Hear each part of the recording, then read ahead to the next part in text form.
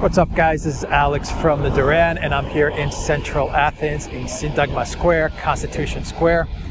Parliament building's behind me.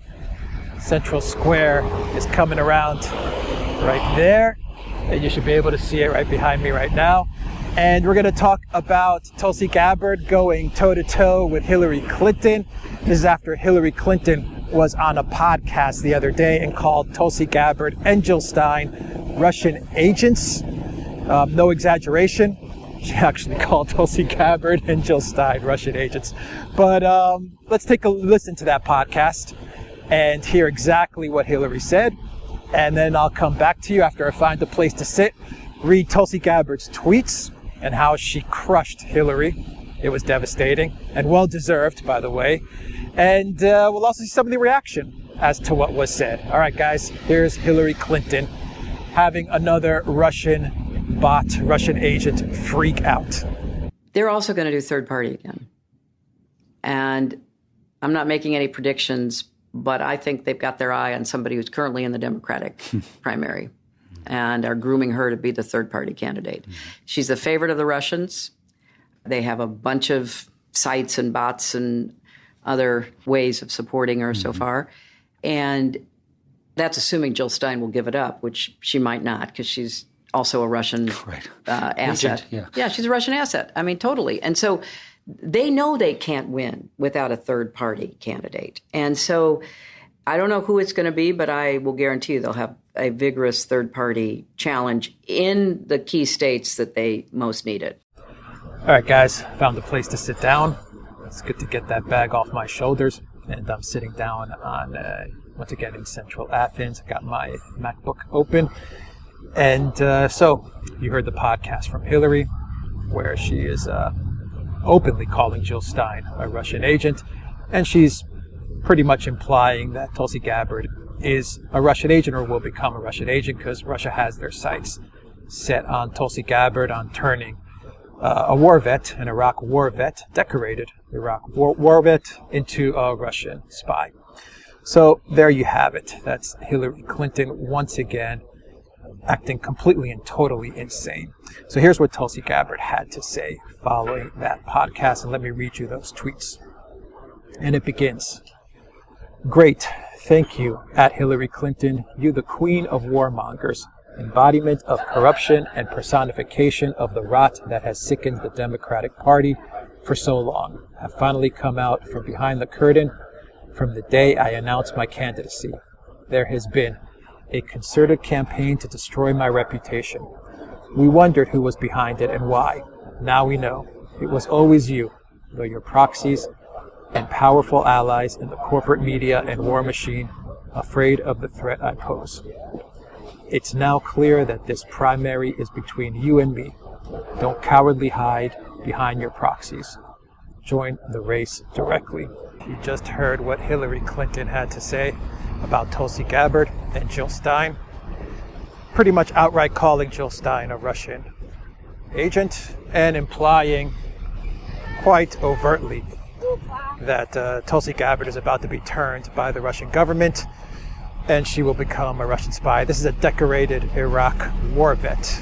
Let us remind you that. So she's actually fought for the United States, something that Hillary Clinton has not done. And, you know, I'm going to I'll post some tweets right now from some reaction to what Tulsi Gabbard said, some replies to her tweets. And, you know, it's a mixed bag. You have some people that came out in support of what Tulsi said. I, for one, support it. And then you have some people who came out in support of Hillary Clinton. I think this is no surprise. This is to be expected. Hillary Clinton is someone who enjoys dividing the country, enjoys playing identity politics, enjoys chaos, destruction, divisiveness. I mean, she's about as evil as you can get. And so, let me get out of the sun here. And so you have some people like, you know, Michael Tracy, Will Chamberlain, Mark Dice, George Galloway tweeted that this was the tweet of the decade. in response to Tulsi Gabbard's tweet. And then you have other people, some blue check mark Twitter users. I'm not really sure who they are, but neocons, neoliberals, the establishment media people, the warmongers. People who for some reason, they just get off on the endless wars. They get off on the killing and the maiming, the bombing, the destruction. I've never quite understood it.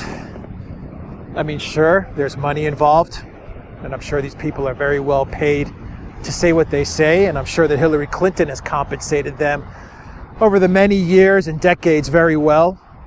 But still, it's incredible that, these people sleep at night. And, it's hard to explain why they would bash a war vet like Tulsi Gabbard and support a warmonger like Hillary Clinton. And, let's not forget that yesterday at the Democrat debates, Tulsi also called out CNN and the New York Times as well for smearing her. So good on Tulsi. I mean, I like Tulsi's approach now. I'll be quite honest with you.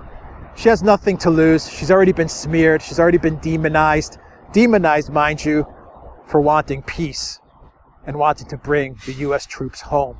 Demonized because she has the brains and the understanding to realize that the war in Syria, Barack Obama's regime change operation, Hillary Clinton's regime change operation, John Kerry's regime change operation has failed. She understands that, and good on her for understanding that. It's just common sense. Let people in Syria solve this situation.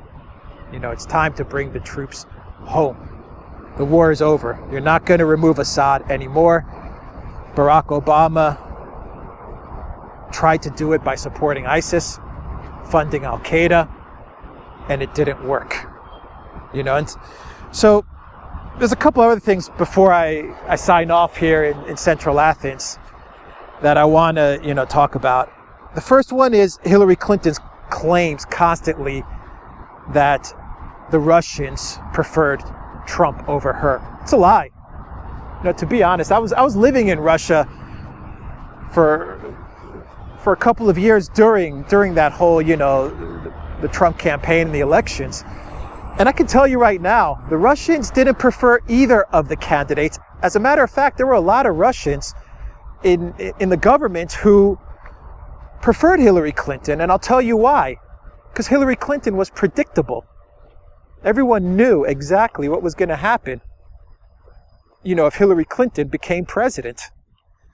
They already had game planned Hillary Clinton's 4 or 8 years in office. So it was very predictable. It's going to be another 8 years of Obama, another 8 years of regime change, another 8 years of war, another 8 years of just terrible, destructive foreign policy to the detriment of the United States. I mean, the Russians had game planned that. They didn't know Trump. They weren't exactly sure what a Trump presidency would look like. So in many circles inside the Kremlin and inside of Russia, many people were actually for Hillary Clinton winning because it was the low-risk option. So you got to debunk that. So let's debunk that whole, Putin wanted Trump to win and the Russians wanted Trump to win. That's just a flat-out lie. The other thing about, a lot of people make the argument that Trump was, supporting, lifting of the sanctions. And that's why the Russians, supposedly supported him and propped him up. That's also a lie. Do the Russians want the sanctions removed? Sure. Does it make a difference to their economy now? Not really.